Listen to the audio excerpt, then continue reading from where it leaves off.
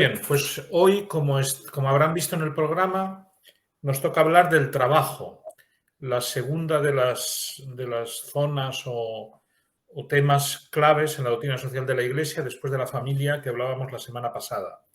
De hecho, el trabajo, si recuerdan de la primera sesión, cuando hicimos la historia de la doctrina social de la Iglesia reciente, es el tema que provocó la primera gran encíclica, la Rerum Novarum de León XIII. No solo el trabajo, pero era el tema central, sobre todo las injusticias laborales que estaban sucediendo a finales del siglo XIX, con la reindustrialización del mundo, etc. Pero luego han ido surgiendo muchas otras cuestiones. Y además, en concreto, sobre el trabajo, recuerdo que hay una encíclica entera muy importante, que es la de Juan Pablo II, Laborem Exercens. En las demás también se trata el tema, pero esa es más específica justamente sobre esta cuestión, sobre la cuestión del trabajo. Ante todo, lo que hay que decir es que partiendo del fondo y de lo que es importante para nosotros como cristianos, el trabajo pertenece a la dignidad de la persona humana y por tanto tiene una dignidad especial, una categoría especial, un valor especial. El peligro que tenemos en el tema del trabajo, y que de hecho está muy presente en la sociedad actual y lo estuvo ya desde época anterior, cuando empezaron estas cuestiones, es verlo solo desde el punto de vista económico o material. O sea, el trabajo como una actividad necesaria, salvo que uno tenga plata de herencia o de algo así, para ganarse el dinero y poder vivir, y para que la economía funcione. Dicho así muy sencillamente, pero la mentalidad que tiene mucha gente es que eso, trabajar para vivir, trabajar para ganar plata, trabajar para desarrollarse y, por tanto, una mentalidad muy economicista, y muy a corto plazo también de lo que es el trabajo. De hecho, esa concepción del trabajo está muy presente tanto en un extremo en la doctrina comunista como en el otro extremo en la capitalista liberal. O sea, en ambos extremos, que como ya hemos dicho, la doctrina social siempre suele llamar la atención sobre ellos, en ambos extremos el trabajo está visto de una forma muy materialista, sumamente materialista. Por eso es muy importante elevar desde el primer momento el punto de referencia y dejar claro que el trabajo es algo que pertenece a la dignidad de la persona humana y que tiene una enorme categoría y una enorme importancia para la realización personal. Lo propio de una persona humana es trabajar, salvo situación involuntaria de enfermedad o vejez, etc. Más aún, el trabajo pertenece a la imagen de Dios que vimos que tenemos desde la creación. Cuando Dios crea al hombre a su imagen y semejanza, al hombre y la mujer, ahí está incluido el trabajo. La cita del Génesis, que le gustaba especialmente a San José María, hasta el punto de que está en la misa en su honor precisamente del 26 de junio, en la primera lectura, cuando dice ut operaretur, Dios creó al hombre ut operaretur para trabajar, eso es antes del pecado original. Esto es muy importante. La Biblia dice que Dios crea al varón y la mujer, les confía la creación para que la cultiven, la trabajen, la desarrollen. El ser humano es dueño de la creación, pero dueño no en sentido tiránico, sino como responsable de su desarrollo. Y el desarrollo de la creación, tal como lo entiende Dios, repito, Dios desde el principio, es trabajarlo. Trabajar la tierra en el sentido más amplio. En directo es la agricultura o las actividades más básicas, pero se refiere a todo el desarrollo que de hecho hemos hecho los seres humanos ya, ya durante siglos, todo el desarrollo de la humanidad. Por tanto, el trabajo pertenece a la imagen original de Dios, a cómo Dios ha creado al ser humano y a la dignidad de la persona humana.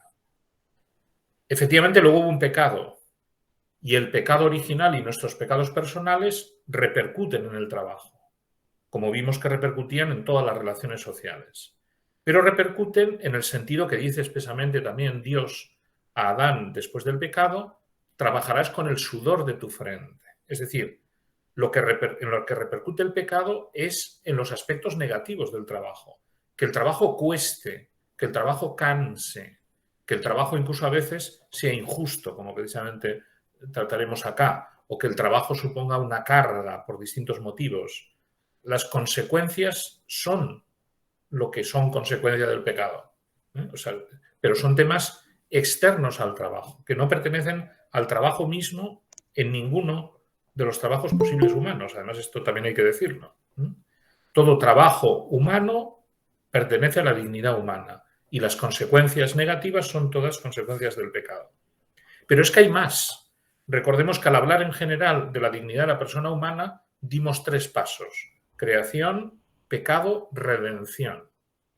Entonces, esto es importantísimo aplicarlo también al pecado, perdón, al trabajo, porque no estamos en la situación posterior al pecado, sino que estamos ya redimidos. La encarnación de Jesucristo y la redención asumen el pecado, lo santifican y lo elevan. Jesucristo no se limita simplemente, decíamos entonces, a redimir a las personas, sino que redime el mundo y las relaciones sociales, todo lo que tiene en relación con las personas. E igual que, por ejemplo, volviendo al tema de la vez anterior, el matrimonio y la familia, Jesús los eleva a una categoría nueva, además de recuperar lo que había pasado al principio, como dice él mismo, al principio no fue así, cuando habla del matrimonio. Con el trabajo pasa lo mismo. Jesús no solo rectifica lo que el pecado había causado de daño en el trabajo, sino que lo eleva a una categoría superior. Es decir, estamos en mejor situación respecto al trabajo que la creación. Esto se ve primero en que Jesucristo trabaja, él, ¿no?, con sus propias manos. Y es significativo, como quizá han considerado ustedes más de una vez, pero conviene ahora subrayarlo, el trabajo que Jesucristo escoge para sí mismo y el que escoge para su madre y para su padre, ¿no?, que es un trabajo manual, de carpintero o artesano como su padre, el de su madre ama de casa, en unas circunstancias además de trabajo humilde y sencillo, porque no era el carpintero del palacio de Herodes o el carpintero del Palatino en Roma, ¿no? Era el carpintero de un pueblecito pequeño que lo que hacía era trabajos sencillos para los campesinos y los vecinos y la gente de allí. Ese es el trabajo de Jesús. Pudiendo haber escogido cualquier otro o pudiendo haber escogido no trabajar. Pero el hecho de que escoja ese trabajo es significativo precisamente para la dignidad del trabajo en cuanto tal. Lo que dignifica el trabajo es que es humano, sea el que sea, y que ha sido asumido por Cristo, el perfecto hombre y perfecto Dios al mismo tiempo. Entonces, de ahí viene el que el trabajo sea particularmente digno. Lo ha asumido Dios, Dios mismo, en su vida terrena. Y al asumirlo, efectivamente, lo eleva y lo santifica. Y todo lo que digamos después brota de ahí. Todos los derechos y deberes en torno al trabajo, todas las relaciones sociales que se crean en torno al trabajo, tienen que respetar siempre la dignidad del trabajo en sí mismo y de la persona en cuanto trabajador. Porque eso es lo que fue Jesucristo. Además se puede decir así, un trabajador, ¿no?, en el sentido más pleno de esa palabra. Bien. Además, con la cruz, es decir, con la pasión, muerte y resurrección, Jesús precisamente purifica todos los elementos negativos que puede tener el trabajo. Y por eso, aunque el trabajo conlleva sudor de tu frente, o sea, conlleva aspectos negativos, al incorporarlos a la cruz de Jesucristo, esos aspectos negativos se purifican y también nos santifican, como la propia cruz de Jesús. Y por eso la insistencia de San José María en particular de unir el trabajo a la cruz de Cristo, a la Santa Misa, etcétera, ¿no? Porque ahí es donde se dignifica más plenamente ese trabajo. O sea, no santifica un trabajo simplemente en cuanto tal, porque puede trabajar un pagano o un ateo o un agnóstico, pueden trabajar maravillosamente desde el punto de vista técnico, intelectual, manual, etcétera. Pero no les santifica ese trabajo. Lo que santifica es la incorporación a Cristo de ese trabajo, porque el que santifica es Jesús, no el trabajo en sí mismo. Entonces es la unión con Cristo en el trabajo la que hace que el trabajo tenga ese valor y, por tanto, de que se pueda hablar de una espiritualidad del trabajo, que recuerdo que es justamente el título de la última parte de la encíclica Labor Exercens. Ya lo dije cuando la presenté, en la que Juan Pablo II, efectivamente, después de hablar de cuestiones más de justicia del trabajo, eleva el tono mucho más allá, diciendo que además eso hay una espiritualidad del trabajo. Y esto está en las antípodas de lo que decíamos al principio, de la concepción que tiene mucha gente ahora, para la que el trabajo es pura materia. Nosotros estamos hablando de espiritualidad del trabajo. Y no del trabajo más espiritual que puede ser, no sé, el de un intelectual, por ejemplo, sino cualquier trabajo. La espiritualidad del trabajo, como la de Cristo, con su trabajo en Nazaret, pertenece a la espiritualidad de la persona humana y a la espiritualidad de Jesús, a la espiritualidad de Dios. De ahí viene. No de si el trabajo utiliza más el alma o el cuerpo. Eso es secundario en esta cuestión, absolutamente secundario. Bien, esto es un resumen de todo lo que significa la dignidad del trabajo en el seno de la dignidad de la persona humana, que es el punto de partida, insisto, necesario. Y además todo lo que hagamos por difundir esto es muy bueno, porque va contrapesando las cuestiones excesivamente materialistas que se dan muchas veces en el trabajo. Vayamos ya a las cuestiones más sociales propiamente dichas. Lo que he dicho hasta ahora sería antropología del trabajo según la doctrina de la Iglesia, que está en el sustento de la doctrina moral. La doctrina moral lo primero que nos dice, que es evidente pero importante, es que hay un derecho y un deber en todo ser humano de trabajar. Un derecho y un deber. Precisamente como pertenece a la dignidad de la persona humana, tenemos derecho al trabajo. Y es uno de los derechos más básicos. Y de hecho hay esa conciencia en general en la sociedad. Fíjense que justo al acabar las últimas elecciones acá en Argentina, las PASO, ha habido entrevistas y estudios, etcétera, y ha habido gente precisamente de estas que, digamos, intentan comprarle el voto con regalos, por decirlo así, decirlo rápido, que han dicho, no, nosotros no queremos que nos den de comer, queremos trabajar. Eso lo ha dicho bastante gente con toda razón. No, simplemente que no nos muramos de hambre, lo que queremos es trabajar, porque eso está en el instinto humano. El derecho a trabajar está porque soy persona humana, tengo derecho a trabajar, porque soy persona humana.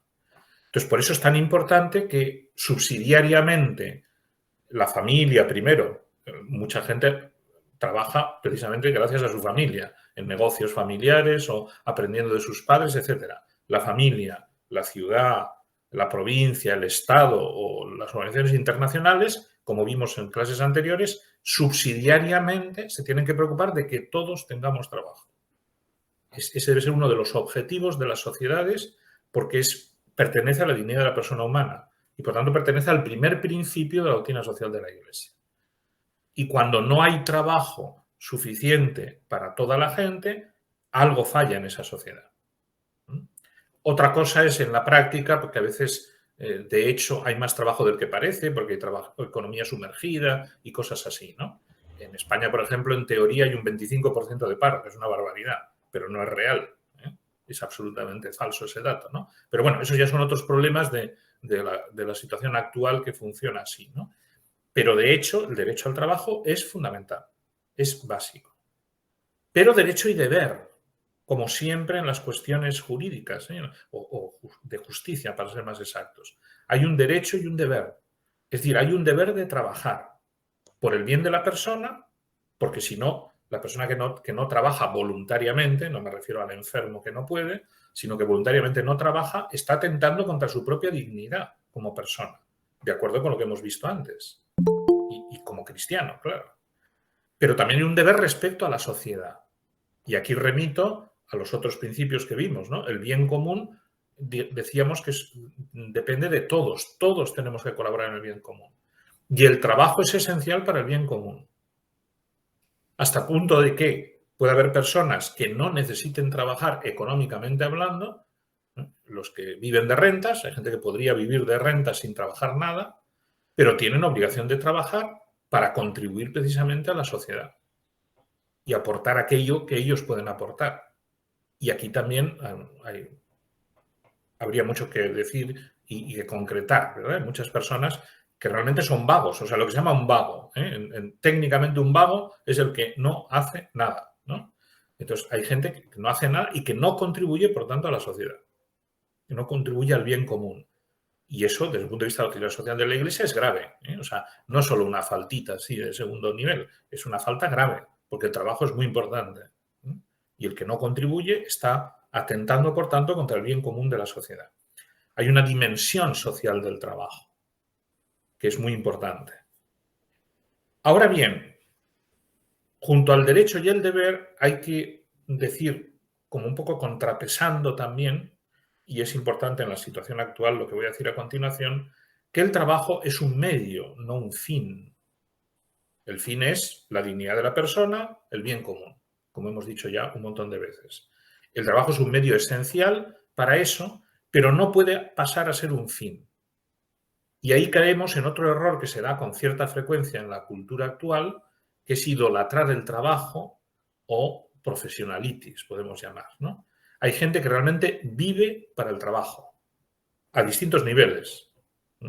En algunos trabajos se nota más, yo qué sé, perdón por el ejemplo, pero es difícil vivir para ser barrendero, ¿no? Es difícil que alguien se quede apegado simplemente a barrer calles, ¿no? Pero apegarse a una empresa, apegarse a una cátedra, apegarse a un laboratorio científico, etcétera, eso puede ser muy frecuente en la sociedad actual. Y poner por delante el trabajo de cualquier cosa, es decir, transformarlo en un fin. Aunque parezca que trabajando así, trabajando más, incluso se contribuye más al bien común, puede uno decir, ¿no? Si trabajo más horas y me dedico más y pongo más la cabeza y pongo más los medios, contribuiré más a la sociedad. Sí, pero estás cambiando el orden de valores, ¿no? Puedes llegar a idolatrar el trabajo, igual que hay gente que idolatra otras cuestiones actuales, el juego, el sexo, el poder, se puede idolatrar el trabajo. Y ese es un peligro muy frecuente en nuestra sociedad y sobre todo en determinados trabajos, insisto, ¿no? Trastocar los valores. Y eso, desde el punto de vista cristiano, además, hace algo que San José María dijo más de una vez con palabras fuertes, que en lugar de transformarse en una obra de Dios, se transforma en una obra del diablo. San José María, que era un enamorado del trabajo y que no ha parado de difundir la santificación del trabajo, pero llegó a decir eso, ojo, que si el trabajo pasa de ser medio a ser fin, pasa a ser opus diaboli, obra del diablo, porque está yendo contra su propio fin y se está volviendo contra el ser humano. O sea, un ser humano pierde su dignidad por ser vago, decíamos antes, sí, pero también pierde su dignidad por idolatrar el trabajo, porque está, repito, poniendo como fin algo que...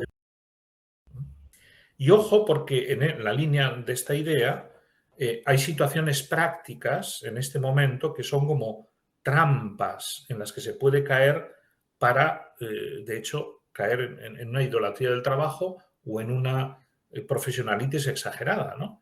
Porque a veces el ritmo actual de la vida, de la economía y de algunas profesiones en concreto pone unas exigencias extremas para que alguien sea bien considerado en ese trabajo. No sé, por poner un ejemplo que afecta incluso a la teología. En el mundo científico hay una especie de no sé cómo llamarlo, eso de interés creado, que si uno no publica determinado número de artículos con infinitas citas a pie de página, con todo tipo de referencias y todo tipo de referees de expertos y de revistas que te valoren tu trabajo, no eres nadie.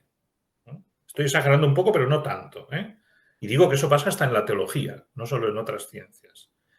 Y entonces ahí estás creando un ambiente en el que la gente se tensiona, efectivamente, y considera que su trabajo es más perfecto cuando tiene más publicaciones, más citas, más referencias, más citado por otros, que eso es otra cosa que se mide, etc.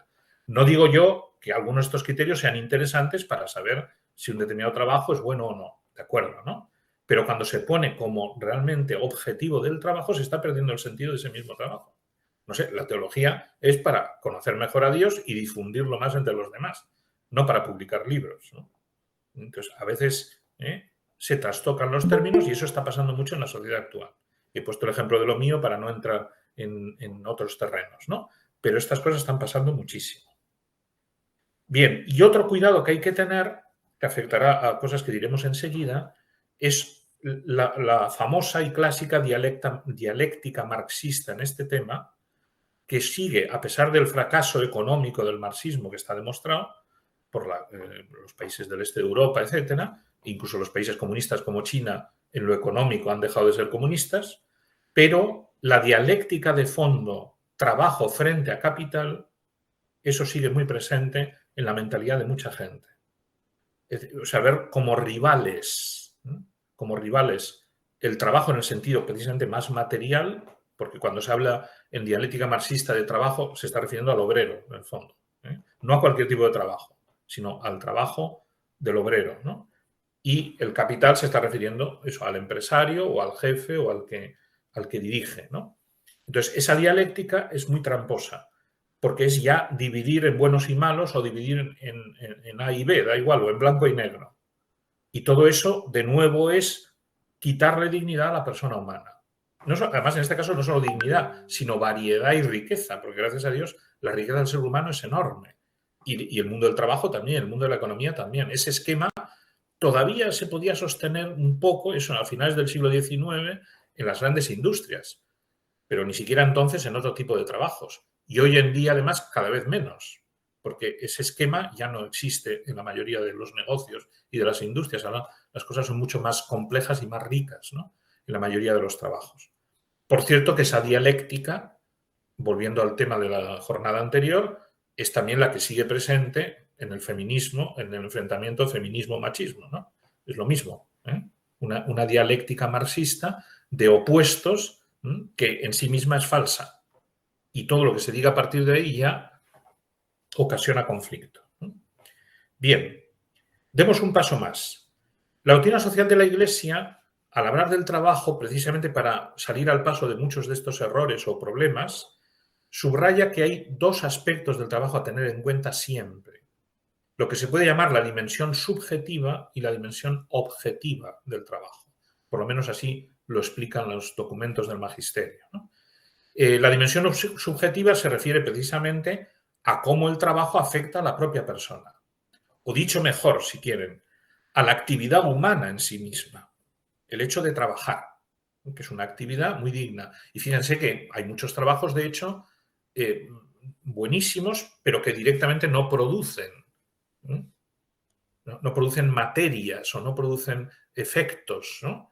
Pues un trabajo artístico, por ejemplo, puede incluso no producir nada, porque a veces los artistas están rato y rato inspirándose, ¿no? O a veces, muchas veces, el trabajo intelectual también. Hay muchas veces que uno está simplemente pensando, ni siquiera da una clase o escribe un artículo, sino está reflexionando sobre una serie de materias. Esos son trabajos buenísimos. Es más, a veces imprescindibles. Y sin embargo no es pura actividad subjetiva, es pura actividad del ser humano, sin una repercusión externa. La dimensión objetiva, en cambio, es el fruto del trabajo, que puede ser desde las plantas que cultiva el campesino y el fruto que sale de esas plantas y que luego recoge, hasta puede ser los alumnos que reciben una clase, claro. Lo que aprende un alumno es el fruto del trabajo de un profesor, por ejemplo, ¿no? O el enfermo que es curado por un médico. O sea, todo tipo de trabajo tiene habitualmente una dimensión objetiva, aunque he puesto ejemplos de aspectos que quizá no la tienen apenas, ¿no? Y solo la pura actividad humana. Entonces, lo que afirma, hecha esta distinción muy importante en la práctica, lo que afirma la doctrina social de la Iglesia es que la dimensión objetiva siempre está en función de la subjetiva, es decir, en función de la persona. No puede condicionar a la persona. Ejemplo súper típico, por producir más, forzar a la persona a unas horas de trabajo excesivas, que eso es lo que pasó justamente a finales del XIX, ¿no? Con unos abusos espectaculares, ¿no? O en la mentalidad marxista, eso se traduce también en una pura matematización del trabajo, y entonces si 2 producen tanto, 4 producirán tanto, 6 tanto, y entonces acaba siendo casi como robots o como máquinas, ¿no? Entonces, no, el objetivo producción, no solo a nivel material, repito, porque eso puede pasar también en una escuela, forzar a los profesores a trabajar más de lo necesario porque los alumnos tienen que saber más. Ojo que eso está pasando ahora con las clases por Zoom y estas cosas, ¿eh? Ya me lo han dicho bastantes profesores, que están siendo explotados con la excusa de que las clases no son presenciales. Corrigiendo más trabajos, haciendo más exámenes, dando más clases, muchísimo más algunos incluso, ¿eh? Eso no es, o sea, eso de nuevo es el producto, aunque sea muy digno. Enseñar a unos niños o a unos jóvenes es buenísimo, es dignísimo. No es simplemente producir maquinaria, ¿no? Pero estás explotando a la persona. Estás poniendo, en el lenguaje que hemos dicho, el trabajo subjetivo al servicio del trabajo objetivo. Y debe ser exactamente al revés, que la persona se realice con su trabajo, pero que sea la persona la que crezca. O dicho de otra forma, es poner también lo contingente frente a lo permanente. Lo permanente es la persona, que además puede cambiar de trabajo, de hecho, o puede dejar de trabajar, por ejemplo, por enfermedad, y sigue teniendo una enorme dignidad. En cambio, el que produzca esto o lo otro, dé unas clases o no las dé, eso es contingente, eso cambia. Esta es una de las trampas, por ejemplo, de la eutanasia. La eutanasia, como saben, se plantea en gran medida, aunque se dice de forma muy camuflada, como gente que es inútil para la sociedad porque no produce. O no produce por lo menos como se espera. Entonces, como se pone por delante la producción de la persona, entonces esta persona que ya no produce sobra, pues la matamos. ¿Ya está? Los muy ancianos, los muy enfermos, o los que han nacido ya con trabas físicas o mentales que les impiden rendir. Todos esos, por el bien de la sociedad, supuestamente, por el bien de la producción, se pueden eliminar. Es un ejemplo de los más salvajes de esta mentalidad que estamos sufriendo ya en muchos países, como es sabido, ¿no? De nuevo, ahí se pone la producción, lo objetivo, por delante de lo subjetivo, lo contingente por delante de lo permanente, o las cosas por delante de la persona, aunque las cosas sean a veces también otras personas a las que se ayuda, ¿no? Pero se va contra la persona que trabaja. Bien, todo esto es muy importante, porque atenta contra la dignidad de la persona. Otro tema importante, la relación entre trabajo y propiedad privada. Salió el tema de la propiedad privada cuando hablamos del destino universal de los bienes y de que ese destino universal es primario mientras que la propiedad privada es secundaria, ¿no? Y la polémica famosa suscitada por la Fratelli Tutti en ese aspecto, que como vimos no es de la Fratelli Tutti, sino que viene desde los padres de la Iglesia el asunto, ¿no? Pero en relación con esto hay un tema muy importante también relativo al trabajo. Claro, en principio, y la doctrina social de la Iglesia no dice otra cosa, es lógico que uno sea dueño del fruto de su trabajo. Yo he trabajado esto, he conseguido esto, esto es mío. Eso es un principio que tiene que ver con la libertad humana y que tiene que ver con lo que decíamos antes, ¿no? El trabajador que produce tiene una dimensión objetiva, pero esa dimensión objetiva pertenece al que, lógicamente, la ha realizado y la ha conseguido, ¿no? Y de ahí viene, de hecho, la propiedad privada habitualmente. Bueno, suele venir lo más habitual por dos terrenos. Uno, o porque uno lo ha heredado, pero bueno, la herencia al final lleva a alguien que lo ha trabajado, ¿eh? Aquí en Argentina es muy gráfico, ¿no? Pues los padres o los abuelos o los bisabuelos de ustedes, ¿no? Que llegaron acá, que empezaron a trabajar y sacaron una serie de frutos y ahora los hijos, los nietos, los bisnietos o los siguientes van disfrutando de ese trabajo, de ese fruto del trabajo de sus padres. Y entonces la propiedad familiar, propiedad privada, etc. O del trabajo que yo hago, voy sacando mi propiedad. No solo la plata, sino también, pues eso, puede ser terrenos, casas, acciones, lo que sea, ¿no? Bien, por tanto hay una relación estrecha entre trabajo y propiedad privada. Pero sigue siendo verdad el principio de que la propiedad privada está al servicio de, no es un derecho último. Esa hipoteca social, decía Juan Pablo II en concreto, que tiene toda propiedad, ¿no? Y ahora lo podemos ver desde otra óptica, la dimensión social del trabajo. Si yo planteo el trabajo exclusivamente en beneficio propio o incluso en beneficio de mi familia, pero mi familia es solo la célula de la sociedad, no es toda la sociedad. Si lo planteo de esa forma, pues claramente estoy con un trabajo egoísta que pierde su dimensión social. Entonces, eso puede llevar, no significa una renuncia a la propiedad privada, no. Significa a que sepa encontrar el equilibrio de que mi trabajo sea productivo no solo a nivel personal de mi propiedad privada, sino a nivel social. Y eso hay muchísima gente que lo hace muy bien. Primero porque hay algunos trabajos que son sociales por naturaleza. Evidentemente, el médico que gana plata curando, gana plata pero cura. O el ingeniero que construye un puente, gana plata construyendo el puente, pero el puente es un bien social que muchos van a salir beneficiados de ahí. Pero hay otros negocios que uno los podría plantear, y de hecho hay gente que los plantea de forma muy egoísta. Si no me dan beneficios a mí, por ejemplo, lo dejo y cambio por otro. Y ese no es el único criterio que hay que tener en cuenta, porque puede ser que efectivamente, si este negocio yo ya estaría satisfecho, a mí ya me da suficiente plata para mí, para mi familia, pero la sociedad me puede estar pidiendo que yo siga invirtiendo porque hay una necesidad. ¿Se entiende la diferencia, no? Esto que es muy importante, ¿no? O incluso puede llevarme a cambiar de trabajo porque puede ser un trabajo más útil para la sociedad que el que a mí me gustaría. Ojo, por supuesto, hay libertad, y no se dice que haya que hacer siempre esto, sino que lo que plantea la doctrina de la Iglesia es que siempre tengamos en la mente y en el corazón la dimensión social del trabajo y que eso nos puede llevar a tomar decisiones profesionales distintas a las que tomaríamos si no existiera el bien común. Y de hecho hay ejemplos de muchos tipos de esto, de gente que cambia efectivamente de trabajo por producir algo que es más útil. Los comunistas lo que hacían era cambiar la producción por decreto, ¿no? Este año se produce tal cosa, al año siguiente se produce tal otra, al año se produce tal otra. Una persona libre y sensata y que sabe del tema puede decir, bueno, pues efectivamente ahora conviene que me dedique a producir esto porque hay falta en la sociedad, es necesario y de esto otro hay exceso, por ejemplo, ¿no? Otra forma de vivir esto es con trabajos, luego diré algo de esto, con trabajos que no tienen beneficio económico en sí mismo, pero yo ya no necesito beneficio económico, pero este trabajo es necesario. Hay muchos médicos que trabajan gratis et amore, en Médicos Mundi o una organización de estas, porque ya no lo necesitan. O yo conozco gente también que se ha jubilado antes de tiempo para dedicarse a atender enfermos, no como médico o enfermera, sino esas tareas que en los hospitales nadie a veces quiere hacer, de limpiar a los enfermos o cosas así. Conozco dos casos en concreto de hace muchos años, un ingeniero y un matemático, que ya dejaron de trabajar y se dedicaron a eso, porque ya tenían suficiente dinero y ya habían aportado todo, como un trabajo altruista, ¿no? Y también muy cristiano, porque alguien tiene que dedicarse a estas tareas que no se dedica a nadie, ¿no? En algunos lugares, en otros sí.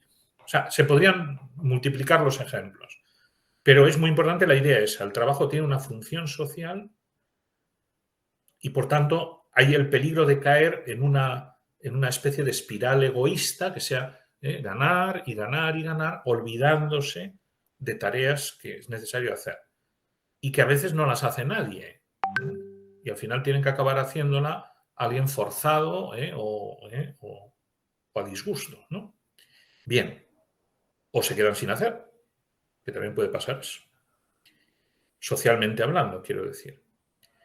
Otro capítulo, los derechos que brotan del trabajo, ¿no? O relativos al trabajo, que es un tema precisamente de los primeros que se desarrolló en la Rerum Novarum y en los primeros documentos papales, ¿no? Ante todo hay un primer derecho básico, que ya está dicho en gran medida, derecho a tener trabajo, derecho a trabajar. Y entonces ahí interviene, como he dicho antes, la subsidiariedad del Estado y de otros organismos para conseguir que se pueda cumplir ese derecho. Es decir, el objetivo debería ser, a nivel estatal o provincial o lo que sea, el pleno empleo, para que todo el mundo tenga trabajo. Ya sabemos que eso también luego es relativo, como he dicho antes, los trabajos sumergidos, etcétera, pero hay cosas que, digamos, subsidiariamente, los que tienen esa responsabilidad tendrían que hacer. Por ejemplo, tienen que cuidar la formación profesional. O sea, crear trabajo no significa solo crear puestos de trabajo, sino formar a los que van a cubrir esos puestos, ¿no? Capacitar, facilitar los recursos para llegar a esos puestos, que a veces hay gente que quiere trabajar y no puede, no porque no tenga capacidad, sino porque no encuentra cómo o no encuentra facilidades para. Por ejemplo, para fundar un pequeño negocio, a veces hay tantos impuestos y tantas trabas y tanto papeleo que no se animan, ¿no? Depende de cada país, ¿no? Pero en muchos sitios pasa eso, etcétera, ¿no? Un fenómeno, por ejemplo, que ocurre mucho, y lo he visto acá en Argentina también y en España pasaba también, es la idea para los jóvenes, la idea de que todo el mundo tiene que ser universitario. Y resulta que hay en la universidad gente que te das cuenta de que no va a acabar, que no se va a recibir, o que si se recibe no va a ser un buen profesional de esas carreras, ni mucho menos. Y sin embargo, otro tipo de trabajos apenas atendidos porque no hay una capacitación profesional para esos trabajos. En alguna clase anterior sobre este tema salió en una convivencia con señoras el ejemplo de los salesianos, que San Juan Bosco es uno de los inventores de esto, y los salesianos acá en Argentina y en toda América han hecho muchísimo, ¿no? En capacitar a la gente para trabajos de todo tipo, ¿no? Y eso es un bien social enorme, ¿no? Y no todo el mundo tiene que ser universitario, porque hay gente que no tiene la capacidad intelectual para serlo. Entonces, eso depende también de cómo se organizan las escuelas, la formación profesional, los empleos, las capacitaciones, etcétera, ¿no? Es solo un ejemplo, no pretendo aquí situarlo en el centro, ¿no? Pero hay muchas cosas que se pueden hacer a distintos niveles, eso no solo el Estado, sino, por ejemplo, una orden religiosa como los salesianos, y San Juan Bosco se dio cuenta de esa necesidad y a eso se dedicó. Y ha ido muy bien en todo el mundo. Primer derecho, por tanto, a tener trabajo, con todas estas implicaciones que hay detrás. Segundo derecho, a un salario justo. Los que tienen un trabajo con salario, claro. También hay mucho trabajo liberal o que uno lo gana por otros medios, ¿no? Pero sigue habiendo una gran masa laboral que cobran de otros, sea en un negocio pequeño, en un bar o sea en una gran fábrica, da igual, ¿no? Salario justo. Tema interesante, más de lo que parece a simple vista, que en su época fue muy delicado. Ahora puede parecer que menos, pero no, porque sigue habiendo muchas trabas. Recuerdo lo que dijimos el otro día hablando de la familia, de que salario justo, la doctrina social de la Iglesia considera un salario no solo personal, sino familiar, y que permita el ahorro y que permita la propiedad privada mínima, etcétera, etcétera, ¿no? O sea, el salario justo no es matemática pura. Tú has trabajado tanto, te doy tanto porque es lo que corresponde. Es mucho más complejo. Salario justo, por ejemplo, tiene que tener en cuenta también el tipo de trabajo que se realiza, los riesgos que tiene ese trabajo. Recuerdo, por ejemplo, allí en Navarra y el norte de España, cuando había mucho terrorismo, que ahora ha desaparecido, gracias a Dios, los policías de esa zona cobraban el doble o el triple. Y nadie se quejaba de eso, les parecía a todo el mundo muy lógico, ¿no? Porque se jugaban más la vida que los de otras zonas de España, como de hecho se demostró en la práctica, ¿no? Etcétera. O sea, que hay muchos factores a tener en cuenta, ¿no? Sigue habiendo problemas con el trabajo femenino, no nos engañemos. Que incluso aunque socialmente o legalmente se intente equiparar, hay una especie de subconsciente en muchos profesionales de que si es mujer, ojo, porque se va a quedar embarazada y me voy a quedar sin ella unos meses, o no sé qué, o no sé cuántos. Y eso mismo hace que se les trate peor. Eso está al cabo de la calle y lo he visto yo en instituciones cristianas en teoría. Esa discriminación la he visto y la ha sufrido algún pariente mío cercano. Parienta, ¿no? Mujer. O sea, estas cosas pasan, incluso entre católicos. O sea, eso está muy metido todavía en la sociedad, ¿no? O luego, bueno, otro tipo de injusticias. Recuerdo, para no extenderme en la casuística, que la Biblia de vez en cuando habla de los pecados que claman al cielo. Y uno de ellos es este: no dar el salario debido al obrero, al trabajador. Otros, maltratar a las viudas, a los huérfanos o a los inmigrantes. O sea que la Biblia ya desde tan antiguo, ¿verdad?, considera temas graves y temas serios, ¿no? Un tercer derecho importante relativo al trabajo es el derecho de asociación. De acuerdo con el tipo de trabajo, hay muchos tipos de asociación. Lo tradicional son los sindicatos. Ojo, no entremos inmediatamente en el problema de los sindicatos argentinos y de otros países. Sí, muchos sindicatos han decaído una barbaridad y ahora son mafias y elementos de corrupción. Pero cuando empezó este tema, eso a finales del siglo XIX, los sindicatos fueron decisivos y muchos católicos organizaron sindicatos de inspiración cristiana, etcétera, ¿no? En muchos lugares, porque era realmente la única forma de presionar a los empresarios o el capital o los gobiernos para que hubiera justicia para los trabajadores. Y se han conseguido muchas cosas de dignificación del trabajo gracias a los sindicatos. Luego muchos cayeron en manos marxistas o de ideologías peligrosas o anarquistas incluso, etcétera, etcétera, ¿no? Y la historia es muy compleja, ¿no? Pero la idea del sindicato o de la asociación de trabajadores, no solo hay que pensar eso en obreros, sino asociación de maestros, asociación de padres, decíamos el otro día, asociación de empresarios. En la mayoría de los países hay asociaciones de empresarios también, ¿no? Etcétera, ¿no? O de deportistas. Porque hay muchas cosas que o te unes a otros o no puede conseguirlas. Y no solo un salario mejor, sino a veces otro tipo de condiciones de trabajo. Bien, y un cuarto derecho, o sea, recuerdo, a tener trabajo, salario justo, a asociarse, y un cuarto derecho que también a veces se ejerce mal, pero es un derecho que la doctrina social de la Iglesia siempre ha admitido, es el derecho a la huelga, como medio de reivindicación, con una serie de condiciones. Que sea una huelga justa, evidentemente, no por cualquier tema, sino que haya realmente un derecho que se está conculcando y que hay que defender y no se ha encontrado otro sistema, que sea una huelga justa, pacífica. Lógicamente, la doctrina de la Iglesia moral no puede fomentar la violencia. Tiene que ser siempre pacífica y proporcionada a lo que se quiere reivindicar. Y voy a poner dos extremos. Cuando yo estaba en la universidad, era una época de mucha agitación, acababa de morir Franco, etcétera, y en la universidad había mucha politización, y entonces continuamente eran casi siempre los comunistas, convocaban asambleas de alumnos para que nos unieran, para hacer huelga, para unirnos a cualquier cosa, ¿no? Pero no para temas universitarios, sino era para solidarizarnos. Por ejemplo, recuerdo una con unos actores que los militares habían condenado por una injuria a España, a la bandera y no sé qué, ¿no? Y entonces vamos a organizar una huelga de tantos días, porque además eran largas, ¿no? No vamos a clase para que estos se haga justicia con estos. No, ahí hay una desproporción absoluta porque a los militares, además era así, les traía sin cuidado que los universitarios hicieran huelga. No iban a soltar a estos que habían condenado por los universitarios, les daba igual, ¿no? O sea, no servía para nada, era pura politización. O sea, una huelga absolutamente desproporcionada, ¿no? Lo que pasa es que lo hacían por otros motivos políticos, ¿no? En cambio, en el otro extremo, pensemos, por ejemplo, en uno de los sindicatos más famosos de la historia de la humanidad, Solidaridad, en Polonia, Solidarność. Solidarność, entre otros movimientos, pero sobre todo Solidarność, acabó con el comunismo en todos los países del este. Y no rompieron un escaparate. O sea, fueron huelgas justas, pacíficas, y vaya si eran proporcionadas, ¿no? Porque tenían un régimen dictatorial encima enorme, ¿no? Huelgas duras, lo pasaron muy mal, etcétera, pero consiguieron su objetivo al cabo de años y de mucho movimiento, con ayuda del Papa y de otras instituciones, ¿no?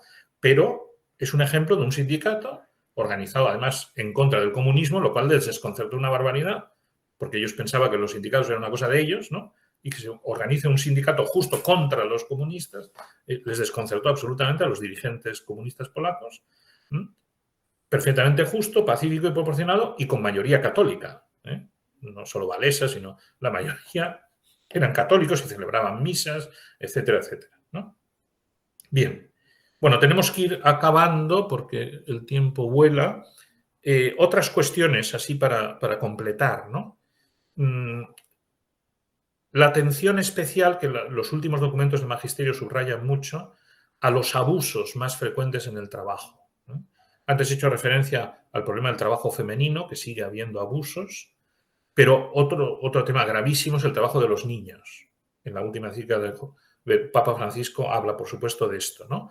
Hay mucho abuso en bastantes países en el trabajo de los niños y que a veces no es solo mafias que los raptan o los fuerzan a trabajar, incluso, como sabemos, a meterse en un ejército, etcétera, sino que a veces son las propias familias las que abusan de los niños y los hacen trabajar a edades muy tempranas y a veces incluso en trabajos inmorales, ¿no? O sea que esa es una plaga que está mucho más presente de lo que parece.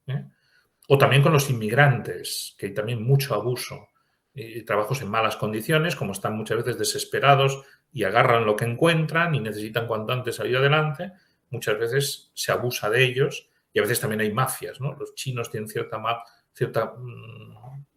fama, que no sé si es totalmente justa, pero en algunos lugares es verdad que tienen ahí su grupito de chinos explotados, ¿no? en un negocio ahí escondidos y abusando de ellos, ¿no? Bueno, pues de estos temas hay unos cuantos que son importantes, ¿no? Y que todavía la justicia social está lejos de llegar, ¿no? Y ojo también a otro tema que destaca también la doctrina de la Iglesia, que es los retos laborales precisamente de las nuevas situaciones, de la globalización, la tecnología, etcétera, que pueden dar lugar a abusos. Y lo están dando. Antes he puesto un ejemplo del trabajo, como ahora nosotros con este meeting, ¿no? El trabajo que se hace a través de la red, que a veces puede ser contraproducente y estar abusando de mucha gente. Sí, trabajo en casa, que parece que es más cómodo y no sé qué, y resulta que al final trabajan más horas, en peores condiciones, con estrés, etcétera, etcétera, ¿no? O sea, atención, porque aquí todavía estamos empezando y puede haber también muchos abusos, ¿no?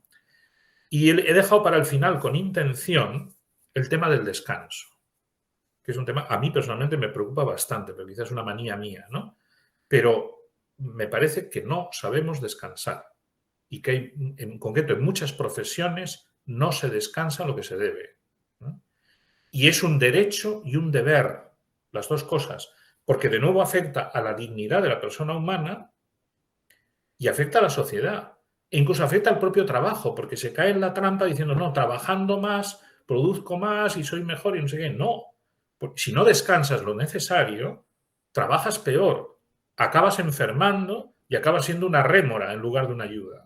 Y eso está pasando cada vez más. ¿Mm? Más depresiones, más estrés, más jaquecas, más no sé qué.